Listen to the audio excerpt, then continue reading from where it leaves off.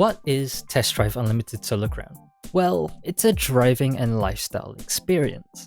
But what does that even mean? It's not very descriptive at all. However, it's a bit complex to answer since it's quite the unique game. From the map to features other games simply don't have, let's have a look into TDU Solar Crown. So first of all, it's a driving game. That comes first and foremost. You see, there is a significant emphasis on the cars in a TDU game, from the customization all the way down to actually driving. The one thing everyone talks about are the car features, these being manual control over the headlights, windows, indicators, and most importantly,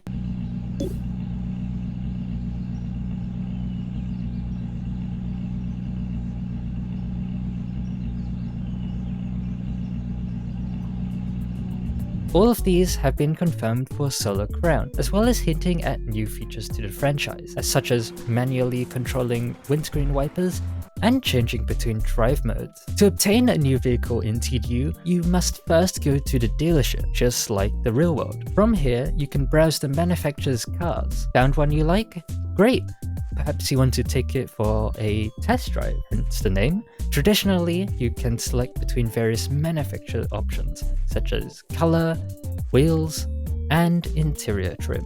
How in-depth customization goes hasn't officially been confirmed, but I believe we'll see similar again, especially when 3 different Lamborghini OEM colors have been shown on the Huracan. All of these things about the cars themselves are cool and all, but it's nothing without a good map. Introducing Hong Kong Island. In-game, the map will be recreated at a 1:1 scale. Despite the map size being similar to Forza Horizon 4, the actual drivable road will be twice what Horizon 5 offers. It's been over a decade since an open world racer was set in Asia, and Hong Kong Island truly has a bit for everyone, whether it be modern urban areas, twisty mountain roads, picturesque views, and ultra-long tunnels. I won't go too in-depth now since there is so much I could say, but for now, I'll leave that for a later video. In an open world racer, you have races around the map that you can complete. However, where TDU games shine are the other style of events that you can participate in. Take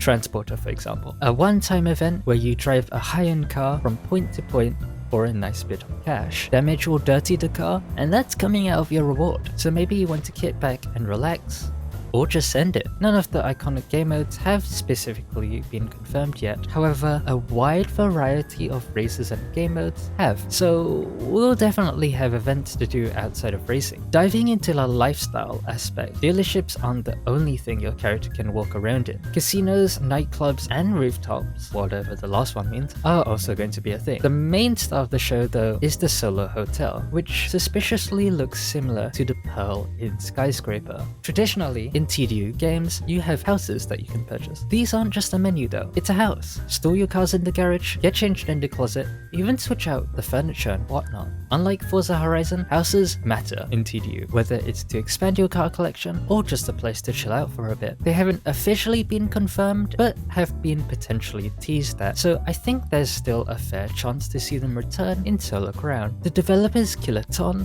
aka KT Racing, have introduced a new concept to the franchise. 2 clans compete in the Solar Crown competition, the streets and the shops. On one hand, the 2 are polar opposites, but on the other, they're extremely similar. Each clan has a different style and vibe from one another. The shops are your stereotypical movie-rich people, supposedly elegant and refined, although let's be real, anyone who joins them solely because of wealth is going to be anything but that. Then you have the streets, which is quite a deceiving name, as it's not your Need for Speed street racer style, with wacky body kits and the like. While they mentioned they have a more underground and nightclub vibe, it's still a Test Drive Unlimited game. They mentioned both clans contain wealthy enthusiasts, and that's right, progression is one of the key pillars of TDU. That means starting from nothing and working your way up to the top, which is sadly something you don't see in other racing games anymore. Both clans have their own HQ buildings, which are public for all, regardless of clan. Although, a special VIP area is sectioned off for members of that clan. We don't know much about how the clans are going to function in Solar Crown. There's mention of missions against the opposing clan, which do sound like a lot of fun, especially if they're not all racing oriented. Solar Crown seems to be in good hands. KT Racing, the developers of the game, have been been working on it for around half a decade. Despite being only a AA studio, they have a fair amount of experience with driving, having developed 8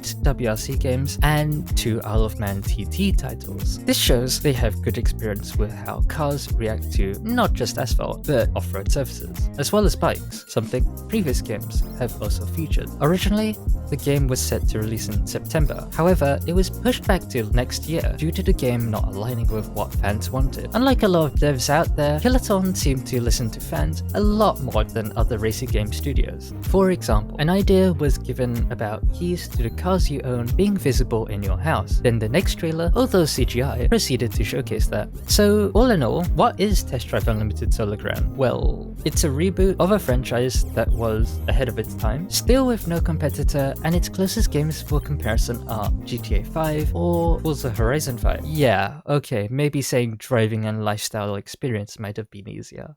Hopefully though, that does clarify some things about the game, since it's still in early days and not many have heard about it yet. So have a nice rest of the week, and thanks for watching.